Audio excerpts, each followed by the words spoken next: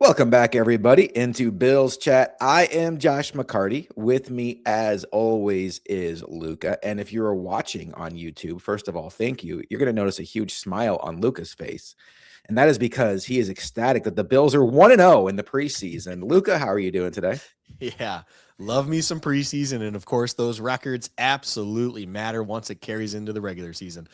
No, I'm doing good. I jokingly or not, for the first time in what feels like forever, had a situation in my life where essentially the best thing to do with my time in mid-August was sit down and watch a large majority of preseason football, of a singular game of preseason football. I'm not talking, NFL Network bouncing around the games. I'm not talking just watching highlights to see whose team's doing good for fantasy purposes, things like that I may have done sprinkled in there just to highlight a couple guys. I'm talking sit down at 1 o'clock, 107, and had Channel 4 on locally, watching the Bills play the Panthers preseason and just enjoying my time while doing so, because my life basically directed me in such a fashion that I was like, this is probably the best thing to do with your time. And I enjoyed it. I'm going to be honest, right out the gate, Josh, I enjoyed it. So we're sitting here now Sunday evening. We're going to break it all down, but I can tell you, I shocked myself in saying that I sat down, watched what I would say is about 70% of a Bills preseason game, not at the stadium and not being at the stadium, and found myself thinking that was a good usage of my time. Yeah, I think you mentioned this to me off the air. There was a lot to take away from this game. One thing I took away was how the stadium looked on TV, which I think we'll get into later because you and I are very particular about that kind of things. And I do think that I underestimated just how different a grass field would look versus turf. So we can talk about that a little bit later. But let's just get into it. And we are going to do this very similar to our normal post-game shows.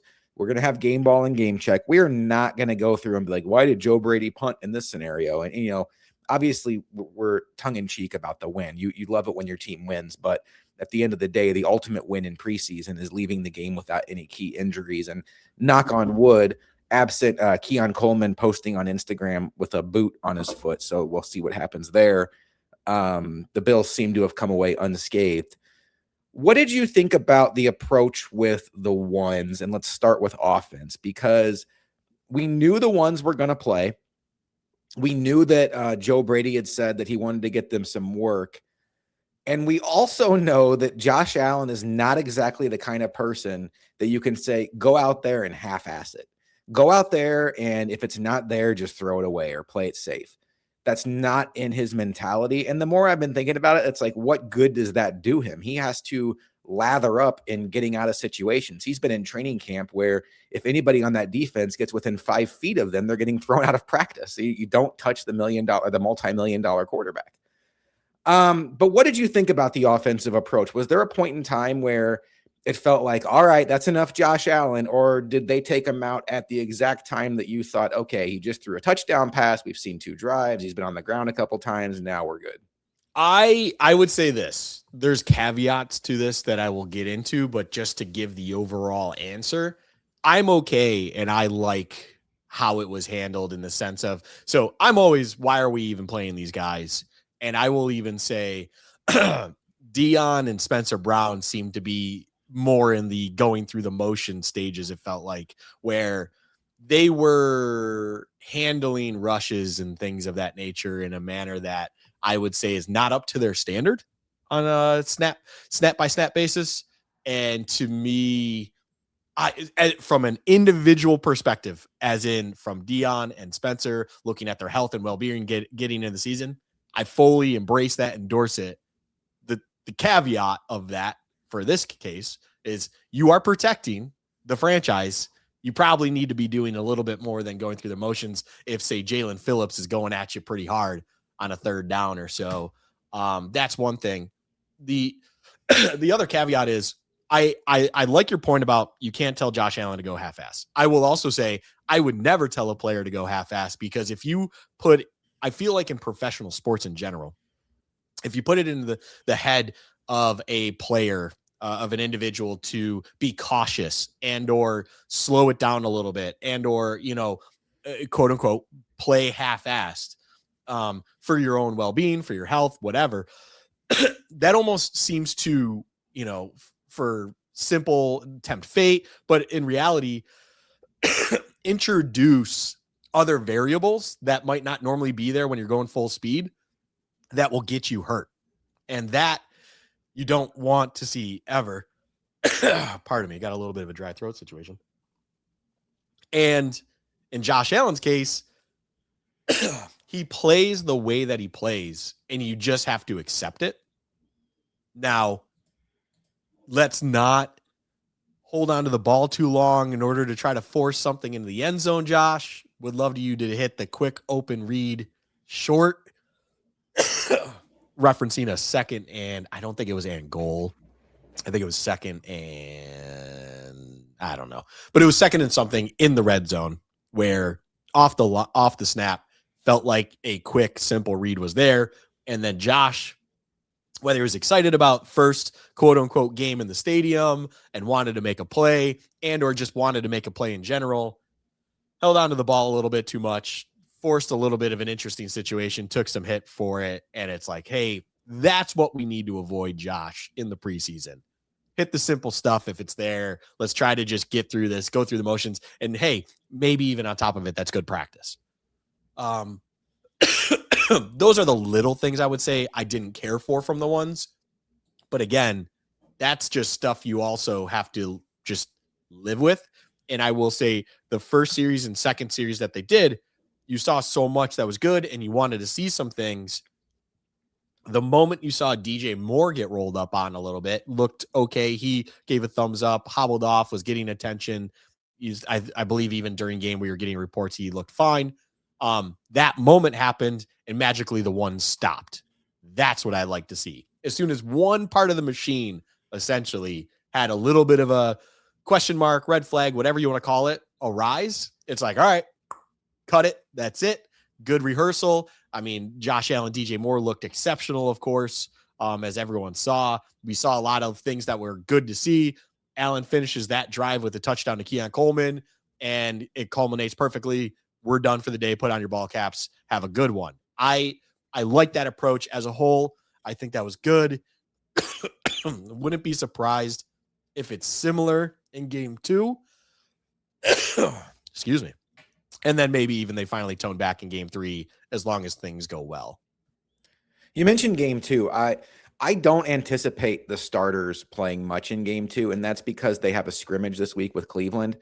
I also noticed this week when we were growing up watching football, preseason week 4, there were 4 games, was literally the week before the opener. And, you'd get those games knocked out on Thursday or Friday. So you would have an extended week, but it would be like, 8 or 9 or 10 days before your opener. The Bills have a 17-day gap from preseason game week 3 to the opener. We talked about Keon Coleman having a potential injury situation. We don't know for sure what's going on with DJ Moore, but it's important to know that even though we're already, only 2 preseason games left, from the time that game kicked off, we still had 30 days until the Bills opener. We still got a ways to go. It feels like we're closer than we are. Hope I didn't just depress all of you out there, but I think that gives teams runway to play guys more in preseason and know that they have more time to get these guys right. I will be interested to see what their approach is week 2. Week 3, the Steelers come to town. Mike Tomlin is not there anymore. Aaron Rodgers is Mr. Anti-preseason, so I would expect that you don't see a lot of the Steelers ones, which could dictate what the Bills do with Josh Allen. Let's talk about what we saw from the offense. You mentioned Deion Dawkins and Spencer Brown struggled. I mean, Jalen Phillips was playing like a man possessed. Good for him. He got paid big this offseason, and maybe he's trying to justify that. Who knows? The Bills' defense suffocated the Panthers. Yeah. Now, when you look at it, Luka, maybe that should have been what happened when you factor in that the Panthers, they did play their ones, but their ones currently are without both starting tackles and both starting guards due to injury.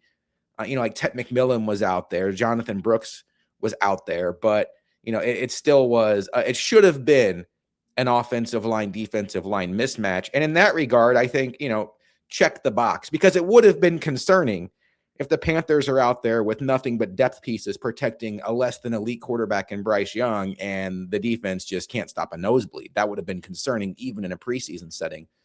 I think the biggest takeaway, at least for the ones, Deion Walker, he looked like a man amongst boys out there. He looked unblockable at times. And I do think that as this show goes on, there's going to be a player like Landon Jackson who my thought is, man, maybe this scheme change is going to give him a whole new chance at life in this defense. Jordan Hancock, same thing. Maybe the fact that now he is more of a nickel, maybe that's exactly where he needed to be all along. But I want to start with Deion Walker, because you start to look at him and you're like, okay, he has the size. He has the athleticism. We know he fell in the draft because of concerns about his back injury, which hasn't been an issue the entire time he's been in the NFL. He absolutely popped rookie year, and it is preseason week 1, but there's nothing to pour cold water on this fire that is the excitement of what the Bills could have found in the 4th round last year in the draft in Deion Walker. I think if fans want to dream big and think that we are maybe 6 months to a year away from thinking he's the best player on this defense, go ahead and have that dream, because I think that is in the realistic range of outcomes. Yeah. Deion Walker had himself an absolute day, all things considered, in a preseason game. I mean, I will say this, just the defensive line of scrimmage as a whole had a very impressive day. I mean, even you mentioned scheme change potentially elevating certain individuals even greater than what we saw already, whether it was the rookie season or limited reps, whatever. TJ Sanders is another one I think looked more comfortable in the spot that he was at. And I will be interested with what his high end feels like it should be, if that could be more realistic in this scheme rather than what he was being asked of in the previous regime and previous defensive scheme. It across the board, there were just a lot of positives on the defensive line, with the understanding, and I think what you brought up is absolutely needed to be kind of notated. It's like, hey, they were playing against depth, basically outside of center. It was the Panthers ones were 7-on-7 ones with backups otherwise. That's what it was. And if you're not capitalizing off of that, which we've seen Bills defenses in games that matter not be able to capitalize on that, that would be more of the concern. But here in this preseason game, I mean, poor Bryce Young, to be honest, he just didn't have an opportunity to do anything at all. And I just, excuse me, I'm trying to think of even something to give a negative to from the true ones on the defensive side of the ball. And it's very, very difficult. And I think that's just an excellent thing. The Jordan Hancock point, though, you want to talk about a guy who absolutely stood out every snap, every opportunity as he was on that field. I think Jordan Hancock, to me, may be the most surprising, impactful possibility all of a sudden from what we knew what Jordan Hancock was, and Jordan Hancock felt like a quality player within the roster, depth piece, whatever you want to call him, and he could potentially mold into an every game starter, and that's cool. But the high end, I guess, idea of him didn't exist too much to me. What I will say is it's preseason, but I think for the first time in my thought of Jordan Hancock, maybe there's even more to him that I didn't quite understand. And that's exciting, because that's something that I think the secondary definitely can use, especially as we transition into this new scheme. And overall, my takeaway is, if that is just the first taste of what we have to expect from a Jim Leonard defense, he is not long to be a Bills DC. And that pains me to say. It's week 1 preseason, so I'm not hanging my hat on that like it's, an absolute fact. But if that is just a taste of what we can expect and maintain through a season or two of that level of excellence and dominance and just overall impressive performance. Yeah, he seems to be cooking up something that anyone in the NFL would love to eat up. Jim Leonard is the one guy in the Bills coaching brass / GM brass that has a chance to look really good.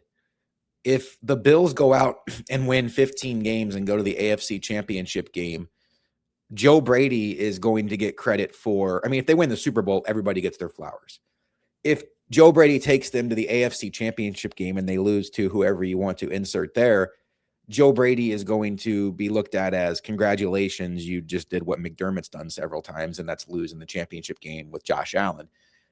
Brandon Beane, I think he needs some of these guys to pop. I think a lot of people, this is nationally, I think a lot of people nationally are looking at Brandon Beane like he survived what should have been a mass exodus by the Pagulas. Now, we know why the Pagulas didn't want to do that. Terry's not in position, nor do I think we want him to be like rebuilding the entire foundation of the football program by himself.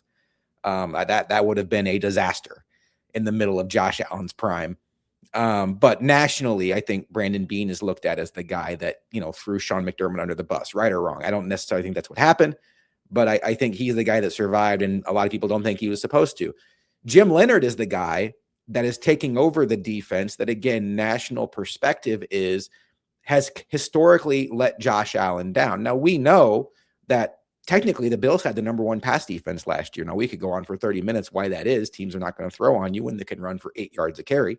But Jim Leonard, if he comes out and makes this a top 10 unit, or a unit that goes out and wins a playoff game for this team on a day where Josh Allen doesn't play perfect and they beat a real team, not like a Skylar Thompson Dolphins team, he's going to get a ton of credit. And that will put him up the ranks as far as somebody who needs to get coaching consideration. I'm excited to see what happens. I think it's also important when you mention someone like Jordan Hancock. You and I are not going to come on here and pound our chests over somebody that plays well in preseason if we haven't been hearing those reports of them in training camp. Let me give you an example. Mike Dana, he had 2 sacks in this game, right? That came against the third string offense of the Panthers, who were already down their top 2 offensive tackles. So you're talking about guys that, for lack of a better term, will be lucky to be in the UFL in a couple months. So great for him. I mean, he's a guy that's been a solid starter in the league, but I'm not going to get here and be like, Mike Dana is going to be everything Joey Bosa was supposed to be. No. But when you talk about Jordan Hancock, on the heels of what has been a very impressive training camp where he's been progressing and people have been noticing him and he's been popping, and Joe Marino's been out there and saying, holy cow, like he was the best player out there today. That means something to me when Joe Marino says that.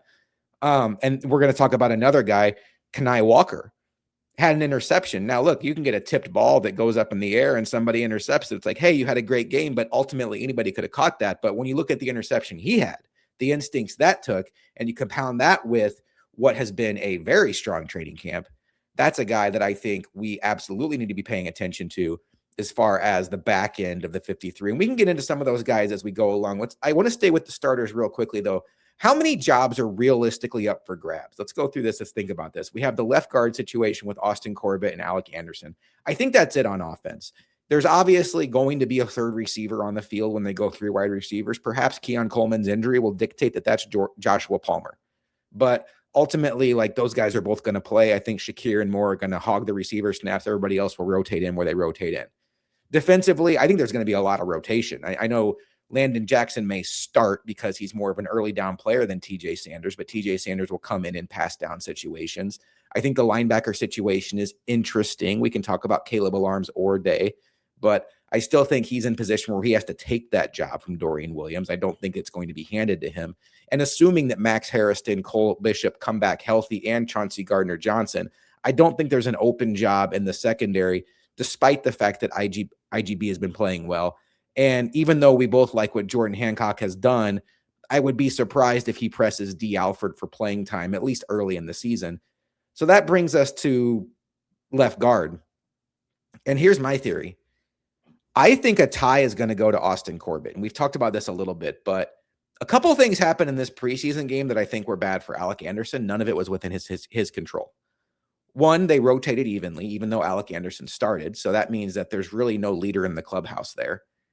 Two, Tylen Grable didn't play. That has been his issue since coming to the Bills, is when he plays, it's fine, but he never can play. He's like the Balin Spector, or, I don't, that's maybe not the best example, but the Matt Milano of offensive tackles. I don't know. The guy who did play, holy cow, Luka, I'm having a brain fart. 4th round pick out of Jude Bowery. Jude, thank you. Oh my God, brain fart. I was wondering where you're going for a second. Yeah. I was like, I'm not even sure. But okay, Jude Bowery was drowning out there.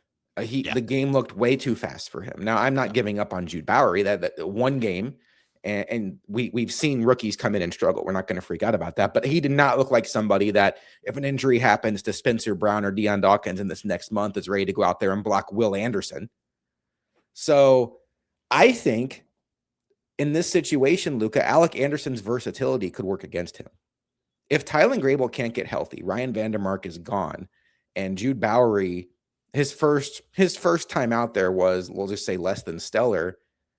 The Bills prioritized 3rd tackle. They spent a 4th round pick on Jude Bowery. They lost Ryan Vandermark. I could see a situation where they're like, well, Alec, you can play tackle. You can also play guard and center. You're more valuable to us as a swing man, 6th man, and we're just going to go ahead and give this to Austin Corbett. If it's a tie, like if Alec Anderson's better, they'll give it to him. But I could see a situation where Ty goes to Corbett because none of our other backup options, whether it's health or performance related, are stepping up. And we need somebody to be there if Brown or Dawkins get hurt. Alec, you're the guy. So by default, Corbett, you're our starting left guard. I think it's an extremely legitimate argument. I think, or train of thought, whatever you want to call it. I think, to exactly the way you put it, it's something completely out of the man's control, and he just needs to try to play as best as he possibly can. But the bottom line is, if the other guy in front of him or side by side with him, this being, Austin Corbett, is playing just as well, it's in the best interest for the team to have you remain healthy and be available for filling in whatever other need is there due to injury, whatever it is. If they're going back to, 6 linemen on the field and you're reporting eligible all the time, whatever.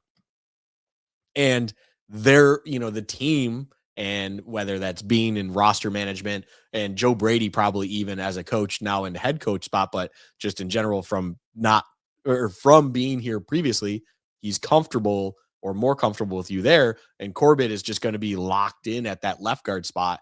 If you cannot emphatically elevate yourself above him, and it's a little bit unfair to Alec Anderson, but at the same time, you are never above the team, and you're never above the team's needs. And at offensive line, continuity is everything.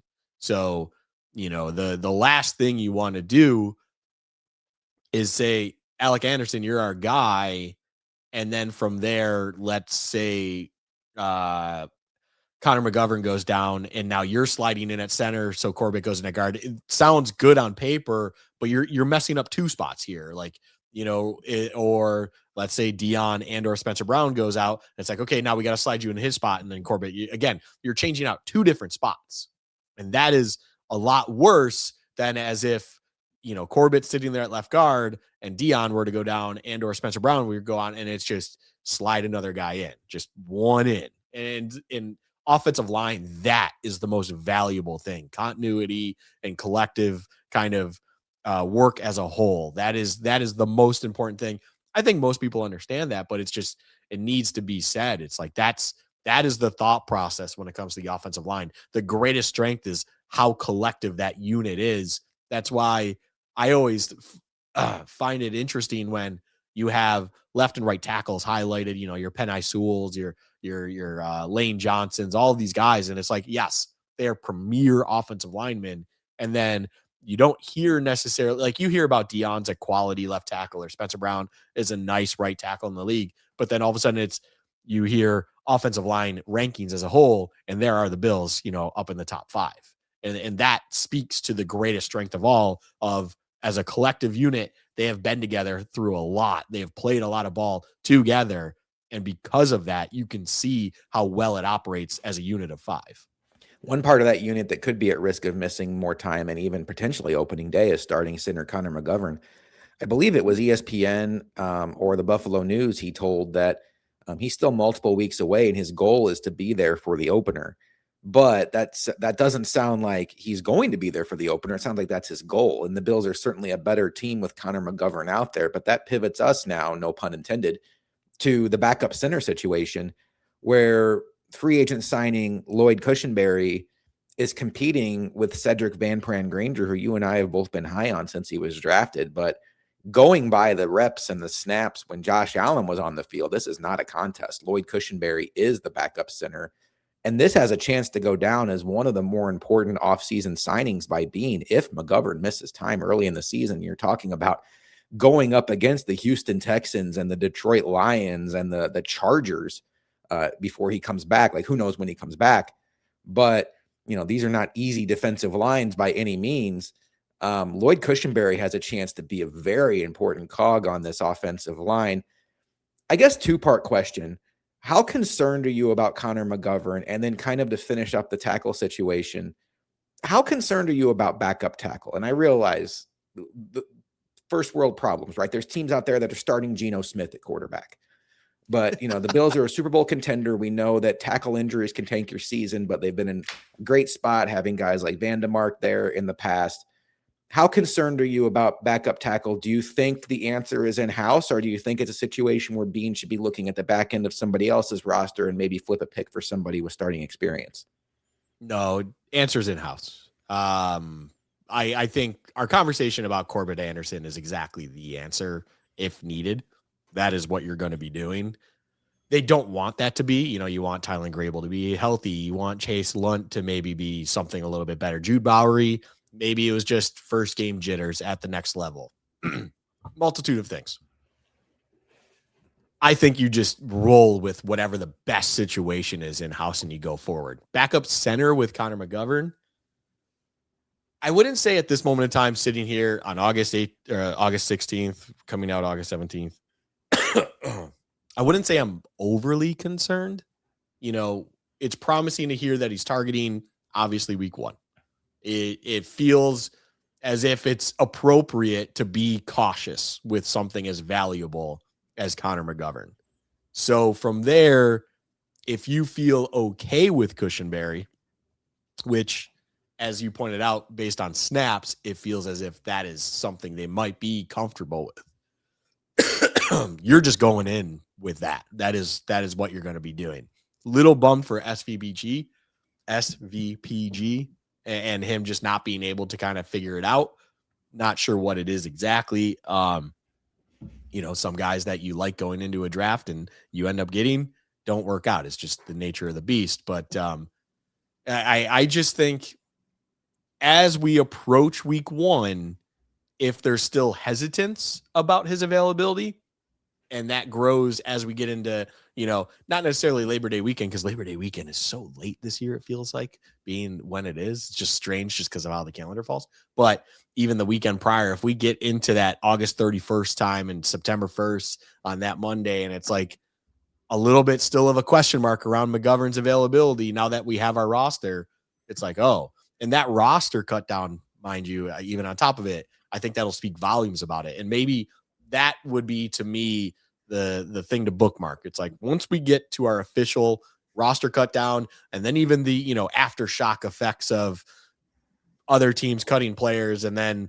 you have to cut another player that was sitting in the parking lot and you bring them back, or, vice, or the opposite, where you evaluated who was cut and you're like, oh, actually, hey buddy, you can actually hit the road because we like this guy who just got cut in Indianapolis or whatever.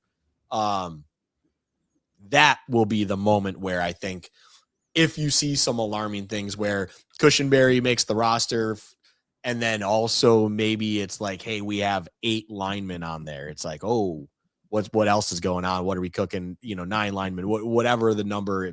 When you see it is, it's like maybe they go 2 centers deep behind McGovern, whatever. I don't think they would ever do that. But if you see something that clearly highlights that being a concern, that would be the moment I will be worried. Speaking of worried, Tyler Bass took the field for the first time since 2024. I guess the last time he kicked for the Bills would have been the AFC Championship game in early 2025. And it went mostly well. He was 4 for 5 on kicks, but he did miss one wide right. The one that we've seen Tyler Bass miss a lot in his career, where he's lined up on the right hash. He has that natural draw with his kick. That's why he lines up his PAT attempts. For those that don't know, kickers get to choose which hash to put it on, and he puts his on the left hash, and because it has that natural draw, and it just went wide right. We've seen him do that in big spots for the Bills, unfortunately. Mm-hmm.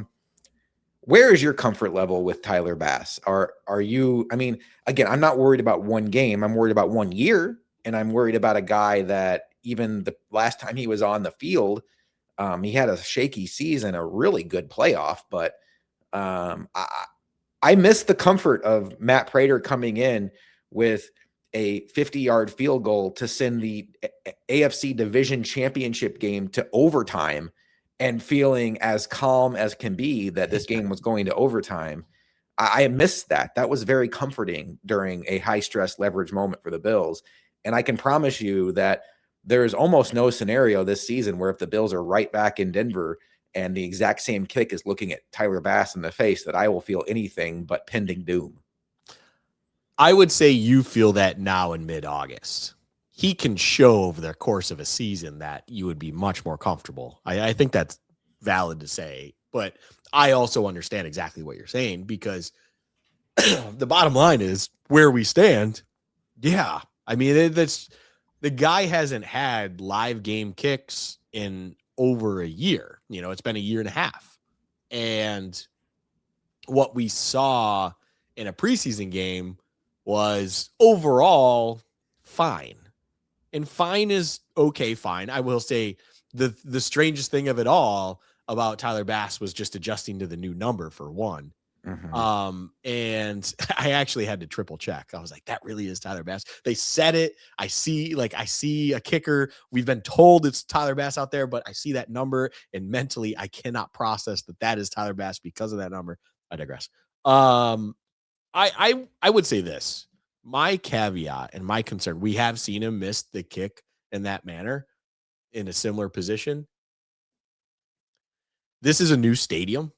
For an individual that hasn't kicked in 18 months to then go into a new stadium, new environment, has probably had a good amount of reps in general to start learning the environment. But the bottom line is it is a new environment. I'm not going to sit here and give the guy a complete pass on a miss, but it's understandable.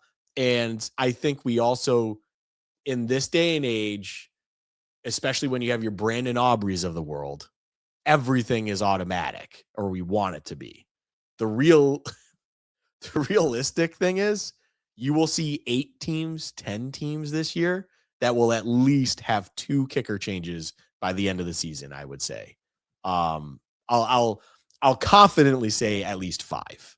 You know, whether it's injuries and or just, you know, one really bad week, you know, 3 misses, 4 misses, whatever, or just a miss and then also miss to win the game late, whatever. You will see a rotating door of kickers, you know, around the league.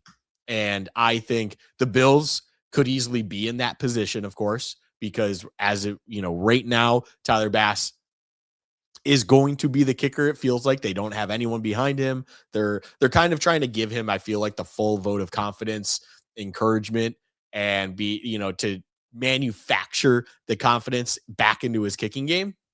But he's just going to have to go through reps. I will say the last part on this topic is the funniest part about Tyler Bass's situation is watching that preseason game. There was a 4th and I want to call it 4th and 4, whatever, in a spot that felt like you would be attempting a 52-yard field goal. And we went for it with Kyle Allen. Hey, Joe, I would love to just give Tyler Bass another rep in preseason. Like, I tweeted that. I think that drive also ended in a field goal anyways. Mm-hmm. And I was just like, I love the aggression. Don't get me, regular season football, full send. You got Josh Allen, 4th and short, whatever. Go for it.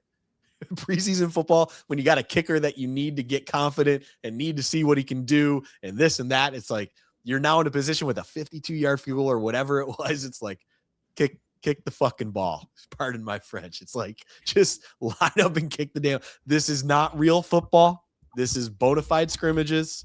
No one, if anyone is getting mad at you at that game, you give them a double bird, Joe Brady. I don't care. Like, you need to see what your kicker is capable of right now, because the ultimate thing is, as was said by me and you at least 10 times within the last 5 minutes, it's been 18 months since this guy has kicked. We need to see what the hell he can do. Yeah, and the other part of that is, it's not just Tyler Bass that's new. The other part of that operation is Tommy Doman, the rookie. It's a 3-person operation, snap, kick, hold, and 2 of it is new since last year. So I agree. I wanted that to be an opportunity for Bass to kick. Luka, let's go to game ball and game checks, and then we'll probably through that we'll hit on some guys that were some high marks and some low marks, and then we'll kind of wrap up with some stadium thoughts and get out of here. Who deserves your game ball for the Bills? We'll call it victory over the Carolina Panthers. So, few names, and I love that we're going through this because, there was enough in a preseason game for once that deserved both shout outs, whether it's the positive or the negative.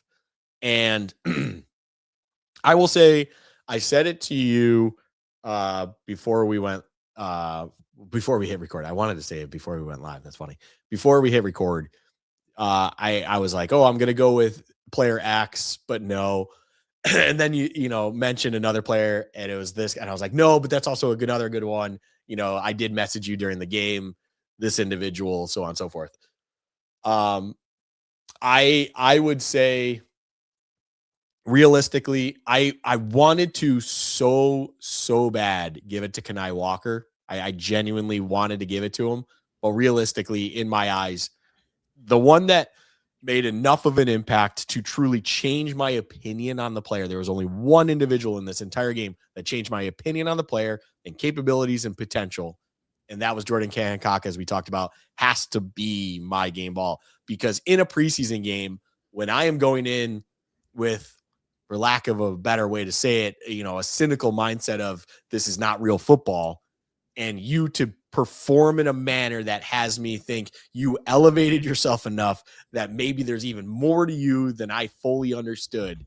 I think that's enough for it to truly move the needle, and you absolutely deserve my game ball. So Jordan Hancock, game ball for you, bud. Yeah, I think he absolutely popped. People that have listened to the show for years know that one of my favorite Bills has been Cam Lewis, and it's because of the versatility he provides. I think Jordan Hancock came to the Bills reading like that, but I actually see somebody that has starter upside maybe as early as this year. And boy, if he could take that nickel job and D. Alford could be the 4th corner, you're in a really good situation with also having IGB. And for a team that lost a championship or a division round game last year with Dane Jackson one-on-one in coverage, that's a sight for sore eyes, but it's obviously projection. I love what you said about Kenai Walker.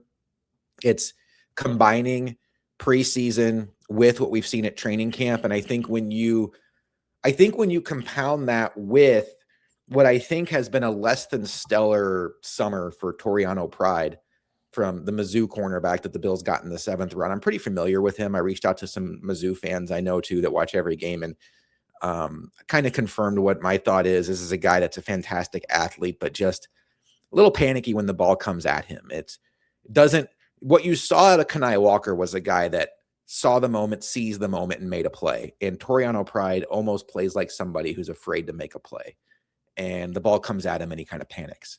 Hopefully the Bills can coach it out of him, but right now it's yeah. I was going to even, on top of it, you bring it up, you never want to see that your leading tackler on the day was a boundary corner. Yeah, because even in preseason, they figured it out pretty quickly. So I would find it really hard to see a situation where Toriano Pride makes the roster over Kenai Walker. I think Walker has a real good shot to make this roster.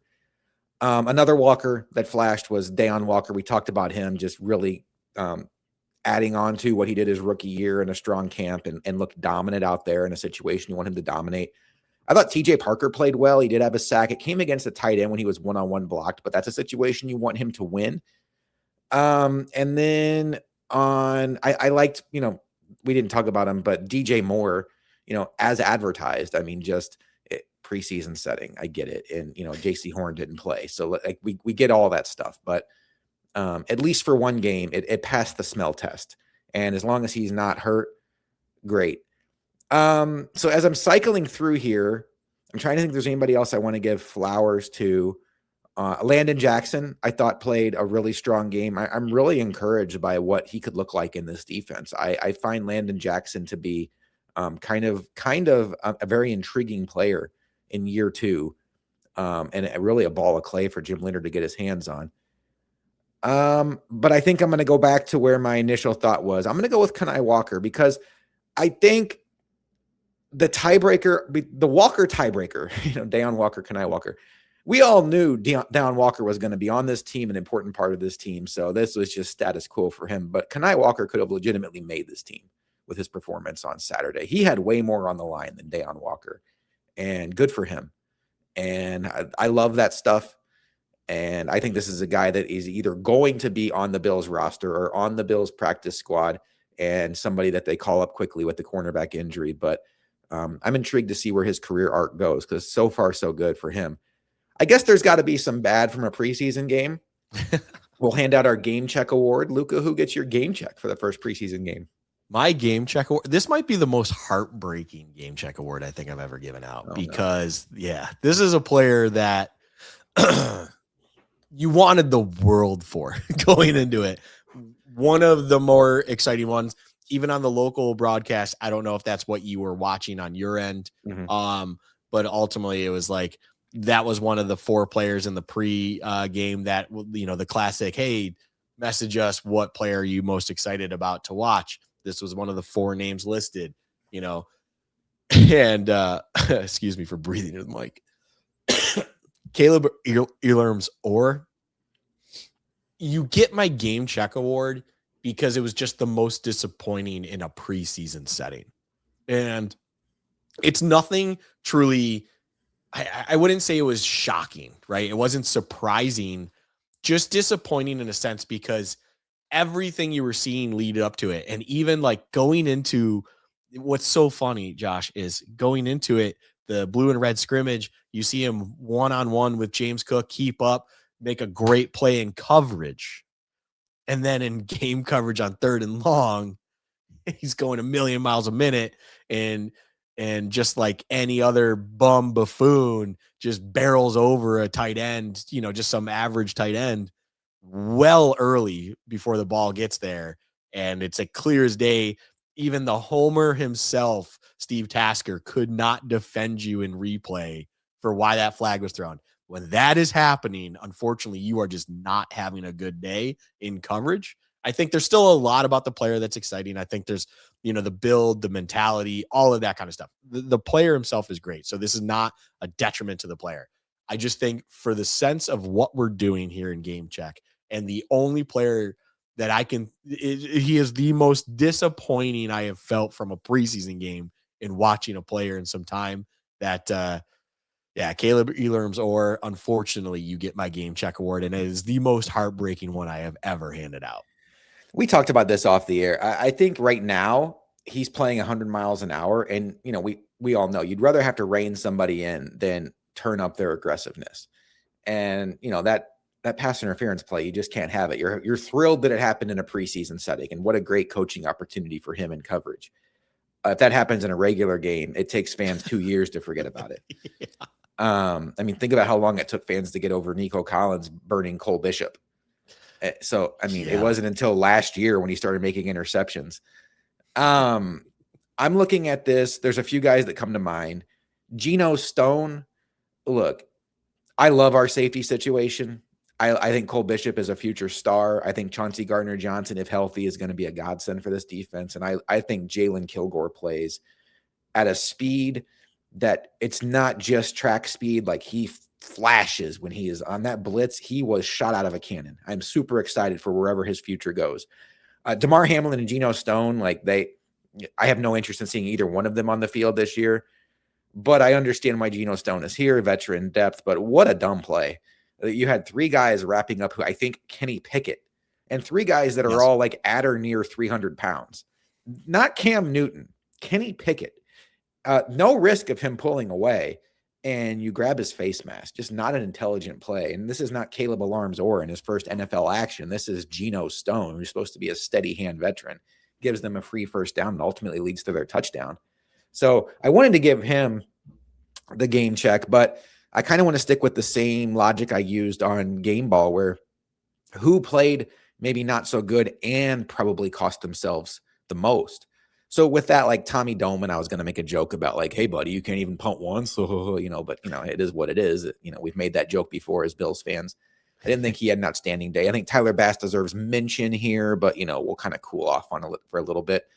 But ultimately, Luka, I'm going to go with Dante Pettis.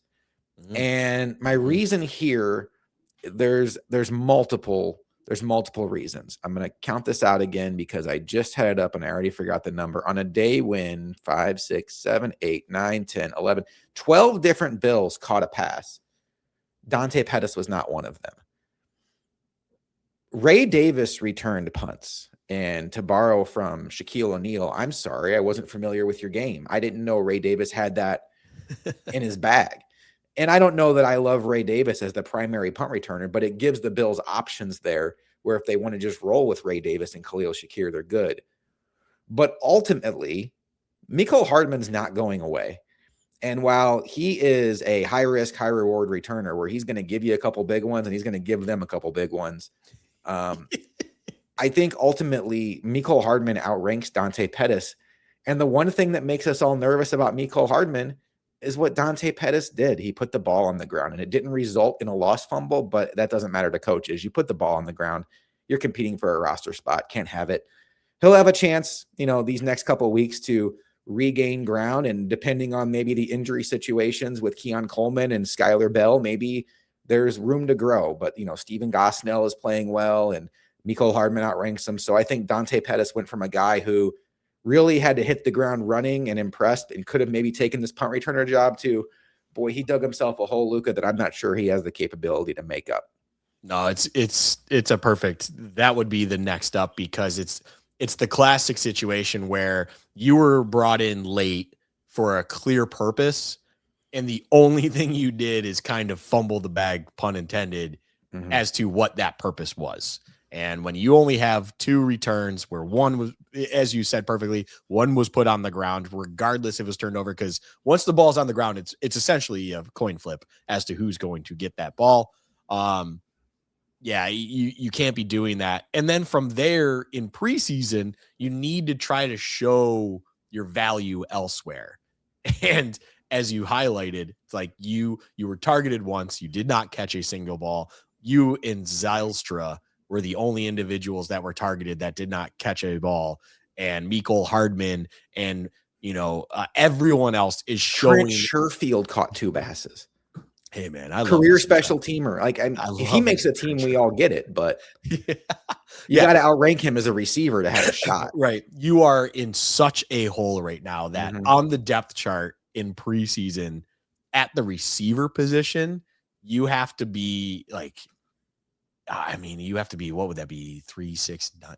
You're like 11th on the depth, 10th, 11th right now. And when the conversation about making a roster is it worth keeping a 6th receiver because of other needs, and you're at 11, math is telling me you are in a very, very tough situation. So, he's going to have maybe 2 more chances to prove otherwise. But I think the biggest issue with someone like a Dante Pettis is when you do that game 1, I don't think you're only digging yourself in a hole. You've essentially lost the staff. You are now an afterthought. You are now if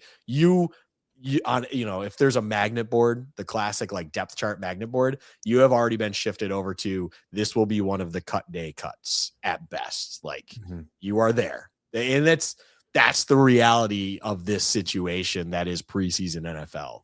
Like, you cannot afford to do little things like that when you have such little opportunity to do anything at all. So it's well said, well thought. Yeah, it's I have no personal feelings on Dante Pettis as a player, both positive or negative. It's just we brought him in and immediately showed that, you're probably going to be not long for the roster. Not long for the roster at all. And I had stepped out. For those that couldn't see, I had to go drain the bladder. Did you mention Kyle Allen in your game ball? I mentioned without saying his name because I never say the names because obviously I let you do the windup. But yeah, Kyle Allen was the one I had. If for people that were listening, if you were, thank you. I had messaged Josh where it was like Kyle Allen won the backup job, advanced to regular season. For anyone that's not aware, when you play Madden or college football, the classic thing that anyone in those dynasty or connected franchise thing is advance, and commissioners love when people tell you to advance, but it's, hey, let's advance the regular season. Let's advance. Let's get this thing going. Let's move along here. So yeah, Kyle Allen, very impressive on the day. So it wasn't just preseason for the players, it was preseason for the content creators too. And boy, did I have an embarrassing situation where I'm at the gym, no need to brag here, watching the game on my phone, and right when DJ Moore gets hurt. So the first thing I do is I go to Thigh Doctor and Banged Up Bill's Twitter to try to see if they have a read on it. And Banged Up Bill's hadn't I mean, it was 2 minutes after that. So don't take anything about either guy. I'm greedy. I went to Banged Up Bill's, didn't have anything. So I went to Thigh Doctor's and I'm scrolling through my phone and it unfollowed Thigh Doctor. So then I was like, oh shit. So I followed him back. And then of course I made like a self-deprecating tweet about like how it's preseason for me too. I meant to go check his feed and I accidentally unfollowed him because they want to be like, why did you unfollow me and follow me? So we'll get through it. It's preseason for my thumbs too. These thumbs are not getting any younger. The challenges get stronger and stronger, but it was also preseason for the stadium, Luka. And let's finish up there. I had a couple takeaways watching this game on TV, understanding that when you have the backing of a CBS and NBC and ESPN national broadcast, like it's going to look better. So like preseason for what it is always going to look lesser than. But I was struck by the difference between grass and turf. I do think turf pops a lot better on the TV. Grass, it just looks like it could be. Somebody made a tweet about it, and I think Bills fans took offense to it, but I absolutely understood what he meant. This feels like watching the Jaguars play. Yeah, I was about to say it was the Jacksonville comment. Yeah. Yeah. And I don't know who that was. I think it's like a Madden streamer or something. And I think people took it as like somebody was, taking a dump on the stadium. And I get it. Like people are sensitive because it's been a bad week for the stadium with opinions and it's been frustrating. But I hear what he was saying. It was like, wow, this no longer looks like the Bills. This could be Jacksonville. So that was my one kind of like, that's going to take some getting used to. This stadium is going to be loud. Holy shit. Like the science behind it. Like if you're watching on YouTube, where if a stadium goes out like a bowl, the noise just has way more to go up. This stadium goes straight up and the noise is just captured in there. And you have a rabid fan base like Bills fans. This is going to push Seattle for loudest stadium in the entire league. I cannot wait for that moment when it's like third down in the fourth quarter and Drake May is lining up the snap and just to hear how loud it is and feel like it's shaking. Holy cow, Luka, this is going to be a massive home field advantage. So just the audiophile in me loves hearing comments about just volume and people appreciating things of an auditory level. So couple things. I think what's funny is watching the stadium, watching the field from a broadcast and stuff is you truly forget that grass and things that are natural in the world in general on camera get washed out.